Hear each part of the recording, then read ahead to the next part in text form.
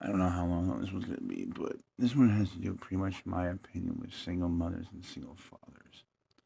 Um, and this just goes on that about because I mean I don't have a problem with my daughters getting with a man that has kids. Um, I think that's more. I think that's would actually tell you more about what kind of man he is, what kind of you know, because like the man and the woman not working out, whatever. They have that their shit. They didn't work out. That doesn't mean that he can't work out with you, but do pay attention. Especially if he has kids and pay attention to his character, what kind of man he is, morals. Um, but I don't want my son to be with a single mother. I'm sorry, I no, because I am a firm believer that when a woman has kids, she's going to go look for, yeah, maybe some dick, but also a relationship. Women like to say, well, especially in this modern day age, like we're independent, so I'm not looking for a man to take care of my kid. But you are, all right? Because like what I'm living with you. You're living with me. The kids living with us. I'm paying these bills. You're paying those bills. How is that dynamic gonna work as we like grow and get older and live together for a while? The years spent with each other, having our own kids, and then having to worry about baby daddy problems because there's more problems when it comes to like for men that have to deal with baby mamas that have baby daddies. Right? For me personally, when I mean that's my personal experience, my personal opinion, and from what I've come to see, it's like, but I don't see guys really like go get some pussy. Yeah, might want to start a family with her, sure. Um, but I'm not looking you to be a stepmom. I don't need you to be a stepmom. All right. If you want to be a mother, then we can talk about that, and I can make you a mom. All right. But when it comes to single mothers, they're looking for baby daddy. They're looking for a daddy. All right. And it's just too much of a headache. And then the disciplining. I mean, then I have to worry about like raise my kid around this other kid that gets away with shit that my kid's not getting away with. And it causes fucking issues between the fucking half siblings because that's where our kids are now. And all this petty fucking using the kids as pawns shit. Like you and me didn't work out. I was an asshole. You were a bitch. We both have a hand to play in this. You know. Um, you want to go in a long conversation about tit for tat, pissing match on who did each other worse. Like that's not a fun game. All right. I mean, my personal you did me dirtier. All right. Um, and that might not be how you see it. I might be missing something. But I think men can actually hold themselves accountable. All right. I don't have a problem admitting when I'm wrong. I think women have an issue of admitting when they're wrong. I mean, we've been seeing that with paternity tests and this whole bit of talk about, wanting a paternity test. I said, oh, you don't believe me? Like, so I have to just take your word for it.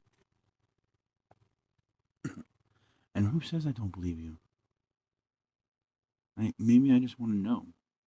I just want to have, I'm sorry that my version of knowing that I am the father comes at, a slap to the face to you because you feel like, oh, you think I would just allow anybody inside of me?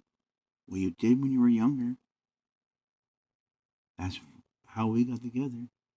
Like it's like these raw fun conversations. Like you're just and like you don't really have to deal with baby mama. So if I can get a chick pregnant and all that, that's my problem.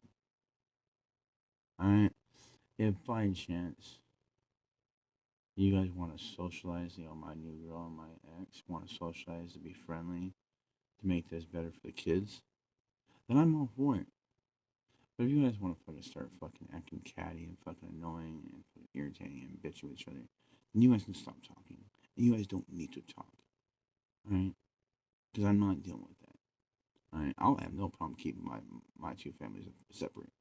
I prefer them to be together. I mean, I prefer my family to be in one household with one woman, particularly. Um, But I'm also fucking, I don't know exactly what it's fucking called, but I have a thing about women getting women pregnant and seeing what, my genetics would make, with other women, but I think that's all guys. To see, like who would make the best mate to give you the best sons or the healthiest daughters or the most beautiful ladies of the land or, the strong, tall, big oxes, you know. So that's my kink and all that. Like, see what kind of kids I would make with other women. But other than that, I mean, I particularly want my main circle, my main family, with one woman. All right. But being men and women are just like this constant fucking genetic fucking gender fucking BS war. That makes no sense. It really doesn't. All right. Because I think Justin Waller is the one that said it. But if men wanted to overpower women, all right, and just treat you like the sex objects, all right, that you are, we could. I mean, I made a few videos about this. I mean, we could, and there'd be nothing you could do. All right, nothing. But yet we don't, and we haven't, and we don't want to. A majority of men are good men, and we get mad when a man beats a woman. All right. But then you have these women out here. It's like you shouldn't hit a fucking woman because we're tiny, we're women, we're weak. Well, you should just fucking get into a man's face knowing that you're weak, and he's not. You shouldn't talk down and belittle a man. He's a man. Talk to him like one. He doesn't need somebody screaming at him. All right. Have a conversation. Women are supposed to be delicate. They're supposed to be able to like just be just calm, sweet, express their opinions in a very calm way. Like that's how women they would just like talk all sweet and just very long and just like and as a woman's talking and talking and talking, but not annoying me, just telling me about her day, and then but asks me for the or just say hey go do or go do it, go ahead, you know, because I mean it's the annoying mosquito polite tactic. So I mean like women knew how to trick their man into. I mean women were also like back in the day they weren't worried about getting credit for shit. Like they didn't need still. I mean, there was like running jokes about in the 50s. I think I think a little further back, but I mean, like where women would trick their man and manipulate their man and giving them a really good idea, making them think it was their idea, so that when they came with the idea, they felt good about themselves. Women didn't know that Chris's party was their idea, or this trip to here was their idea, or you know, this was they weren't worried about that. They were worried about making the man look good. I mean, that's also why I find it really funny is because belly dancing and playing the piano for women, right? All that shit was to entertain men when they were drinking with cigars. And piano, women learned an instrument back in the day to make their man look good. All right, everything a woman did back in the day was very sweet and extremely peaceful to be around. And everything was to make the man look good. They wanted to make their man look good. They understood being an extension of their man. Being a part of their man's, grounding. Understand their role. Was very polite, went to go talk to dad in the room. Didn't I mean if they had to yell, that was at least away from the kids. Um, but they try not to yell. They would have conversations for at least most because I mean because honestly back in the 50s, and further, the 20s, 30s, 40s, 50s, 60s, 70s. I mean, honestly, out of married couples, how many of married couples, all right, really got beat by their husband? I mean, honestly. I mean, 1%, 5%, 10%, all right? I mean, I'm not saying as the number doesn't get up higher, it's not scary, and I'm not saying that women don't have a right, to be, fearful. All right, yes, you're the weaker gender. I mean, it's intelligent to be optimistic. I think is the right word, or um, aware of your surroundings and aware of the people that you hang out with, are the ones that you can trust. Then you got to worry about going to parties because then you got to worry about being invited by one of your friends that knows these people, that invited these people, that invited these people, and this one person right here drugged your drink, put a roof in your drink. That's where I understand where women are afraid of the night. Women get a little skittish at spiders. I miss those days. Like, spider. I miss those days. Get spooked really easy from a shadow. And it's terrifying. The thought process of being taken, and dragged down an alley and violated. It's very terrifying. That you have no choice. That you're gonna do this one way or another, and then you have to live with. I mean, back in the day, it'd be called a whore, even though it wasn't your fault. Shame from families. The possibility of getting pregnant. Should you keep it? Should you not keep it? Give it up for adoption? Raise it? I mean, there's a lot. I mean, and on top of that, hopefully the guy is giving you a kid is the worst of your problems. If the man gives you an STD, that's something I think are worth it. I mean, I think women would rather get pregnant by a rapist than be given AIDS. I mean, I would think. I mean, that's my opinion, but maybe I'm wrong. Maybe they'd rather have the AIDS than get pregnant nowadays. But yeah, it's just this relationships and family dynamics. I mean, I miss bring back a nuclear family, gender roles. Men were allowed to be men without it being toxic. Women can be in the feminine without having to need a man to put them in that feminine. They just knew. They just knew. The good old days were like women would walk with. And shit, back in the 20s and 30s. I mean, they were wearing these dresses. I mean, they showed their figure. They were very good. They looked great in those figure dresses. The little furry glove thing they wore. Like this, and they didn't have to show much legs. They didn't really have to show very provocative pictures. They didn't have to show cleavage. They didn't have to do these weird NPC throat goat 3000 fucking bullshit fucking techniques. That's another thing I think with the fucking whole sexualizing the society. Like, men like a whore. All right, men like a dirty, freaky whore. That's down for anything. Okay, but you women have just overamped and overplayed this sexual ability that you have that turn men on with just a look, and you guys have overplayed it. It's disgusting now. All right, in my opinion. I don't know if there's any other guys out there that feel this way, but in my opinion, you guys have just overplayed all this.